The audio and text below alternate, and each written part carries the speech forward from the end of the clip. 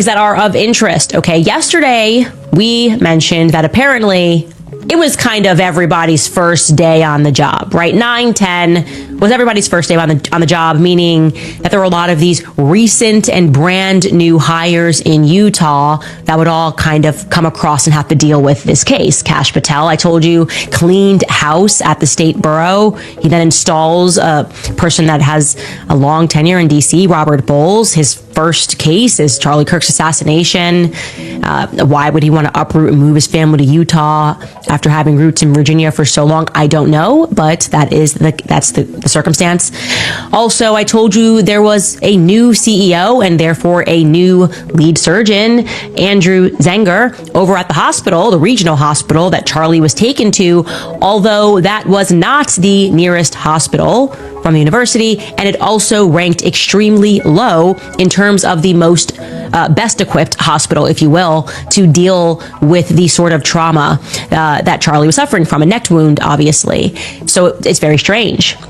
I think it would be interesting to learn whether or not that new CEO and surgeon worked on Charlie. That's something that I would like to find out. If you know that information, please send it to us at tips@CandaceOwens.com. Okay, that's not it though. There were also some other new people, and I forgot to mention the judge that is in the case, that is overseeing the case against Tyler Robinson, is Judge Tony F. Graff Jr. He was recently appointed to the 4th District Court in May of 2025 by Governor Spencer Cox. I was also informed that the coroner in this case was also brand spanking new. That name has not yet been released. I am told that person is new. Okay. And I have also learned, I've been told that Charlie did indeed have an autopsy. I wanted to let you guys know that because I saw a lot of rumors that were circulating that he did not have an autopsy. That has been confirmed. An autopsy did take place.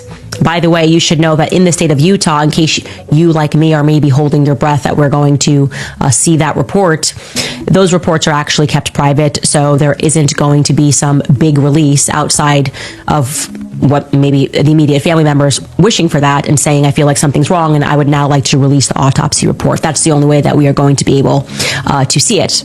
That's at least what I've learned. The FBI working with the public as I promised, being transparent and provided critical information along the way in the manhunt for the suspect and suspects involved in Charlie's assassination. We received over 11,000 tips in the first 24 hours alone. We received 16,000 submissions to our digital media enterprise and tip lines.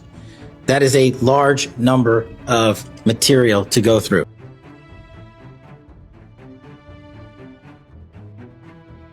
A powerful voice silenced, a nation left stunned, and a suspect paraded before the cameras as the world rushed to judgment. The story seemed simple: a young drifter accused of pulling the trigger, a confession that looked convincing, and evidence that prosecutors claimed sealed the case. But as the dust settled, troubling questions emerged. Missing footage, conflicting witness accounts, federal agents stepping in and removing key files, and behind it all, an accused man insisting he was framed. Was this really justice, or was it something else? Was Tyler Robinson the true assassin, or a convenient scapegoat in a story far bigger than anyone first realized? Please make sure you comment while listening to this update. We will make sure we respond to everything. That's a proof that we are fighting for justice and what is right. This is not just about one man's guilt or innocence. It's about hidden truths, unseen forces, and a betrayal that may have changed the course of history. Tonight, we uncover the secrets authorities never wanted you to hear, and expose the cracks in a case that may have been built on a lie. Before we dive into this story, remember this is Detective Kate, True Crime, a channel that stands for justice and giving every case the attention it deserves. Drop a comment and let me know where you're watching from. Hit that like button, subscribe, and turn on the bell so you don't miss any of our investigations. And don't forget, share your thoughts and theories below. Every clue counts. Tonight we uncover the secrets behind the assassination of Charlie Kirk, and why the man accused, Tyler Robinson, may not be the killer at all. The FBI's hidden files, contradictions in the evidence, and silenced voices raised disturbing questions. Was Robinson framed? And if so, who truly betrayed Charlie Kirk? Authorities claimed the case was solved within hours. A rifle on a rooftop, DNA, and messages that looked like a confession. But cracks quickly appeared.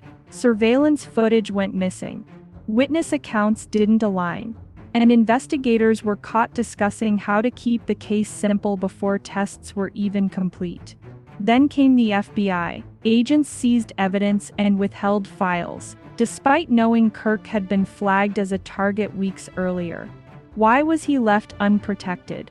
And why has key information never been shown in court? Now, as Robinson faces the death penalty, America is divided. To some, he is a killer. To others, a scapegoat. If he is innocent, the real assassin is still free. And the betrayal of Charlie Kirk may be far darker than the official story admits. The case may look closed, but the truth is only beginning to surface. Within hours, investigators told the public they had solved the case. On the rooftop of a nearby building, police recovered a rifle they claimed was the murder weapon. Forensic technicians swabbed it for DNA, and the results, they said, pointed directly to Tyler Robinson. But that wasn't all. On Robinson's phone, prosecutors found a series of messages, texts that read like a confession. They told the story of a young man ready to strike, describing intent, anger, and a chilling sense of finality.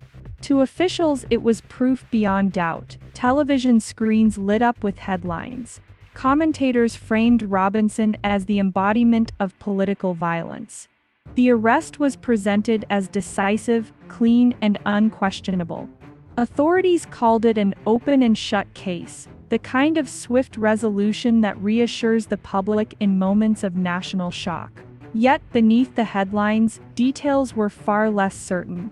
The DNA results were preliminary, and questions emerged about the chain of custody. The so-called confession texts were never independently verified, and their timestamps didn't neatly align with the official timeline of events. Still, with Robinson behind bars and the evidence presented as airtight, prosecutors painted the picture of a young drifter turned assassin. But even as the case moved forward, sharp eyes began to notice cracks forming in the foundation of the state's story. As the weeks passed, the defense began to peel back the layers of the prosecution's story. What they found raised more questions than answers. Surveillance cameras positioned around the venue should have provided a clear record of events. But when the footage was turned over, several minutes were missing, moments that could have shown who really accessed the rooftop where the rifle was found. Prosecutors dismissed the gap as a technical error. The defense called it deliberate. Eyewitness accounts told a different story than the official narrative. Multiple people reported seeing a second figure fleeing the scene, a shadowed presence moving quickly away from the rooftop. Their statements were buried deep in police reports, downplayed as unreliable and never presented to the public. And then there were the messages prosecutors described as a confession. At first glance, they seemed damning, but when investigators traced the timestamps, something strange appeared. Several of the texts were sent after the time Robinson was allegedly in custody. Others didn't align with the shooting timeline at all. Perhaps most disturbing of all was what surfaced on police body cameras. In the hours after the arrest, officers can be heard speaking about the case as if the outcome was already decided. One line stood out: "Let's keep this simple." Those words were recorded before any forensic testing was complete, before DNA analysis, before ballistic matches. To the defense, it was proof the investigation was shaped not by evidence but by convenience. Each revelation chipped away at the foundation of the prosecution's case. Each contradiction suggested that the story the public was told was not the whole truth. And for Tyler Robinson, it was the beginning of a defense built not only on doubt, but on the possibility that he was never the shooter at all. The deeper the defense dug, the more troubling the federal role became. Documents obtained through discovery revealed that weeks before the assassination, FBI analysts had circulated memos warning that Charlie Kirk could be a potential target of extremist violence. His name appeared on a watch list of individuals considered at elevated risk. Yet, despite those warnings, no additional security was deployed the night he was killed. No extra agents, no protective detail, nothing. And then came the seizure of evidence. Within hours of Robinson's arrest, federal agents arrived on scene and took control of critical materials. The rifle, ballistics reports, even digital records from security systems. Items first collected by local police were quietly transferred into federal custody. When defense attorneys requested those files, they were told some were classified, others were unavailable, and some had simply been lost. Why would the FBI remove evidence from a state investigation? And why were so many of those records kept hidden from Robinson's legal team? To the prosecution, it was a matter of jurisdiction. To the defense, it was a cover-up. Even more unsettling were reports from officers on the ground. Several claimed they were instructed not to speak to the media and not to disclose details of what the FBI had taken. Official press briefings omitted any reference to federal involvement. And yet, quietly, the Bureau was in control of the investigation's most important pieces. If Robinson truly was the shooter, why was so much evidence sealed away? And if he wasn't, was the FBI concealing the truth? Each unanswered question only deepened suspicion. Each hidden file suggested the possibility that the real killer had been allowed to disappear, while a vulnerable young man took the blame. As Robinson sat behind bars, the nation fractured along familiar lines. Cable news anchors filled the airwaves with competing narratives. To one side of the political spectrum, Robinson was a dangerous radical, a symbol of escalating violence, proof that extremism had turned lethal. To the other, he was a pawn, a scapegoat chosen to satisfy public outrage while the real killer slipped away. Politicians seized the moment. Some demanded swift justice, calling for Robinson's execution before the trial had even begun. Others pressed for oversight, insisting that the FBI's role and the missing evidence be investigated.